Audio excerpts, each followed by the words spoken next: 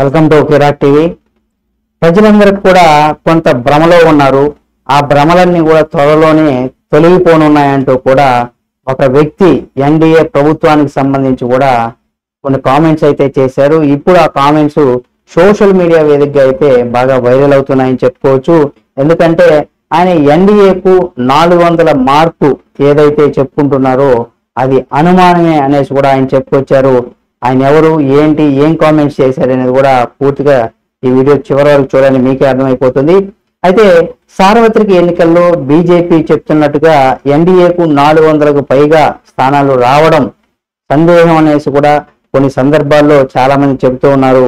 అయితే ఇక్కడ అది కొంత హాస్యాస్పదంగా కూడా ఉంది అనే విధంగా కూడా మరి కొంతమంది అయితే కామెంట్స్ అయితే చేస్తున్నారు. అయితే భారతీయ కిసాన్ యూనియన్ అధ్యక్షుడిగా ఉన్నటువంటి నరేష్ టికాయిత్ అభిప్రాయపడ్డారు.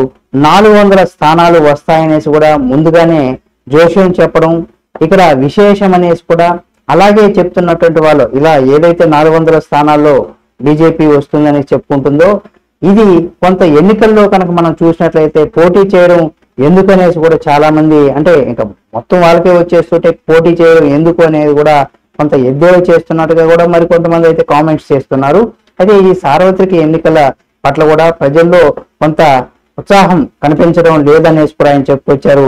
పశ్చిమ యూపీలో కూడా 8 లోక్సభ నియోజకవర్గాల్లో శుక్రవారం పోలింగ్ కూడా జరిగింది. ఈ సందర్భంగా మనం చూసినట్లయితే ఇక్కడ టికాయత్ మీడియాతో కూడా మాట్లాడతారు.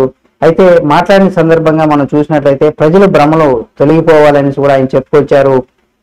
అంటే ఎన్డీఏ ఇక్కడ చెప్తుంది కదా మరి 400 సీట్లు వస్తాయనేసి, కాబట్టి ప్రజలు ఈ భ్రమలో, అంటే ప్రజలు కూడా ఈ యొక్క భ్రమను కూడా వీడాలి అనే విధంగా కూడా ఆయన చెప్పుకొచ్చారు. కాబట్టి ఇప్పుడు కొనసాగుతున్నటువంటి రైతుల నిరసన కూడా ఇప్పుడు కూడా కొనసాగుతుంది. రీసెంట్ గా కూడా రైతులు అయితే రోడ్డున ఎక్కి నిరసన అయితే తెలియజేస్తున్నారు బీజేపీకి వ్యతిరేకంగా. ఎందుకంటే పంజాబ్ హర్యానా సరిహద్దుల్లో కూడా సెంబు వద్ద కూడా రైతుల నిరసన 3వ రోజు కూడా కొనసాగుతూనే ఉంది.